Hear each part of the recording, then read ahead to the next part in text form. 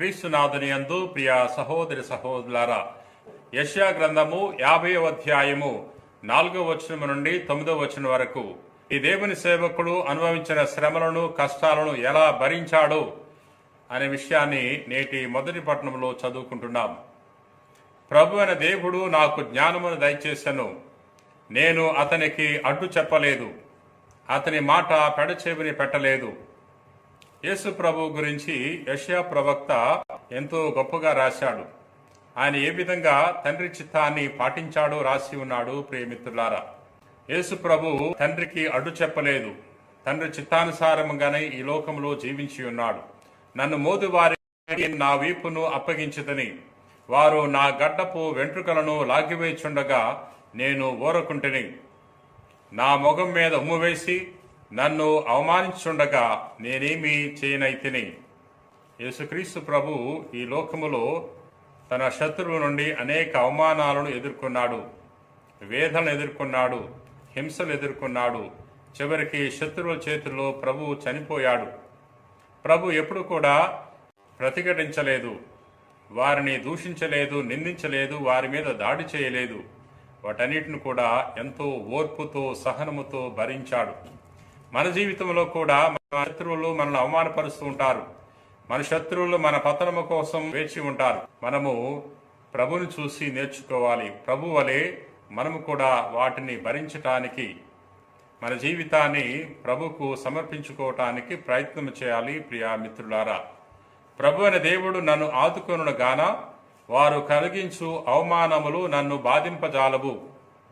నేను నా మొగమును చెకుముకి రాయవలే గట్టిగా చేసుకుంటుని, నేను నగుబాట్లు తెచ్చుకోనని నాకు తెలియను. నేను నిర్దోషినని సమర్థించి చెప్పువాడు నా ప్రక్కనే ఉన్నాడు. ప్రియా మిత్రులారా, యేసు ప్రభు వీటన్నిటిని కూడా భరించాడు, సహించాడు. ఎందుకంటే తండ్రి దేవుడు తన పక్షాన ఉన్నాడు. తండ్రి దేవుడు తనకు శక్తినిచ్చాడు. మనం కూడా మన జీవితాన్ని దేవునికి సమర్పించుకున్నప్పుడు, దేవుని మీద భారం వేసినప్పుడు దేవుడు శక్తి నసుగుతాడు. ఈ లోకములో మనం ఎదుర్కొనే అవమానాలను, వేదనలను, శోధనలు అన్నింటిని కూడా భరించడానికి దేవుడు మనకు సహాయం చేస్తాడు. ప్రియా మిత్రులారా, ఈరోజు మనము ధ్యానం చేసుకునే సువిశేషము మత్తయి సువార్త 26వ అధ్యాయము 14వ వచనం నుండి 25వ వచనం వరకు. నేటి సువిశేషములో గురుద్రోహియగు యూదా ఇస్కారియోతు గురించి మనం చదువుకుంటున్నాం. యూదా ఇస్కారియోతు ఒకరోజు ప్రధానార్చకుల వద్దకు వెళ్ళి వారితో బేరమాడుకుంటున్నాడు. నేను ఆయనను అప్పగిస్తే నాకు ఏమిస్తారని. వారు అతనికి 30 వెండి నాణ్యాలు ఇచ్చారు. అప్పటి నుండి ప్రభుని వారికి అప్పగించాలని ఎదురు చూశాడు. ప్రియా సహోదరి సహోదరులారా, కర్రాత్రి భోజన సమయంలో భోజనం చేస్తున్నాడు. అటువంటి సమయంలో తన ఆవేదనను తన శిష్యులకు తెలియజేస్తున్నాడు. మీలో ఒకడు నన్ను శత్రువులకు అప్పగించబోతున్నాడు అని ప్రభు తెలియచేసినప్పుడు వారందరూ కూడా ఆశ్చర్యపోతున్నారు. ఎందుకంటే వారు కలలో కూడా ఊహించలా. ఈ శిష్యుల్లో ఒకడు శత్రువులతో చేతులు కలుపుతాడని, ప్రభుని అప్పగిస్తాడని వారెప్పుడు కూడా ఊహించలేదు. ప్రభు ఎప్పుడైతే ఈ మాట పలికాడో వారందరూ కూడా ఎంతో బాధపడుతున్నారు, చింతిస్తున్నారు. ప్రియా సహోదరి సహోదరులారా, అందుకని వారందరూ కూడా ప్రభుని అడుగుతున్నారు, ప్రభువా నేనా, ప్రభువా నేనా, ప్రభువా నేనా అని ప్రభుని అడుగుతున్నారు. ప్రభు తెలియజేస్తున్నాడు, మనిషి కుమారుడు గతిస్తాడు, కానీ మనిషి కుమారుని అప్పగించు వానికి అయ్యో అనర్థము. అతడు జన్మింపకుండినచో బాగుండెడిది అని ప్రభు తెలియజేస్తున్నాడు. యూదా ఇస్కారియోతు జీవితము దుర్భరమైపోయింది. తన యొక్క జీవితము మరి వ్యర్థము, అనర్థము. ప్రియా సహోదరి సహోదరులారా, దైవ కుమారుని అమ్మివేస్తున్నాడు కొద్దిపాటి ధనము కోసం. యేసు ప్రభు యొక్క గొప్పతనాన్ని తెలుసుకోలేకపోయాడు, యేసు ప్రభుని ప్రేమించలేకపోయాడు. ధనాన్నే ప్రేమించాడు. ధనాన్ని సంపాదించుకోవటానికే దైవ కుమారుని పక్షాన్ని చేరాడు. ఒక శిష్యుడుగా నటించాడు. యేసు ప్రభు యొక్క ప్రేమను పొందుకున్నాడు. యేసు ప్రభుతో కలిసి భుజించాడు.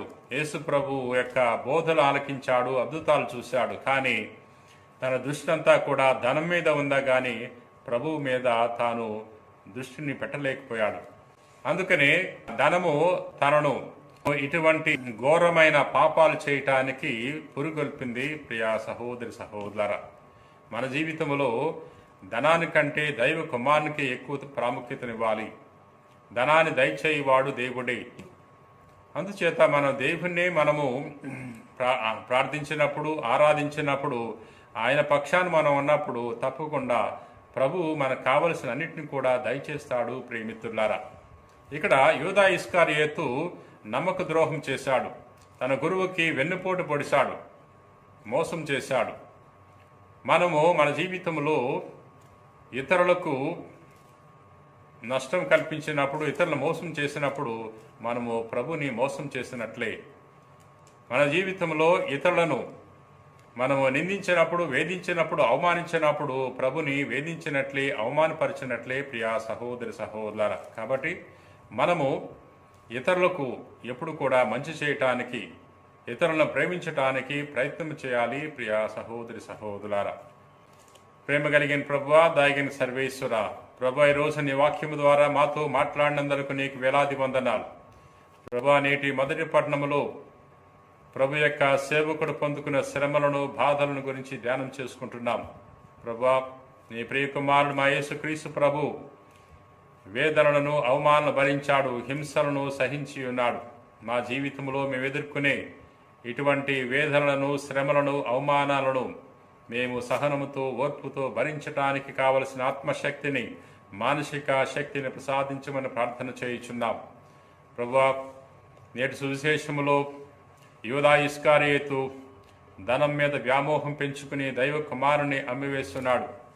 దేవుణ్ణి ప్రేమించకుండా ధనాన్ని ప్రేమించాడు, తన జీవితాన్ని కోల్పోయాడు. ప్రభువా, మేము ధనము కంటే దైవానికే ఎక్కువ ప్రాముఖ్యతనిచ్చి జీవించే భాగ్యాన్ని దయచేయండి ప్రభువా. మేము ఎల్లవేళలా నీ యొక్క వాక్యము ద్వారా, నీ వాక్యం చేత ప్రేరణ పొందుకుని ఈ భూలోకంలో ముందుకు సాగిపోయే వాక్యాన్ని దయచేయమని మా నాథుడైన క్రీస్తు ద్వారా మనవి చేయుచున్నాం తండ్రి. ఆమెన్.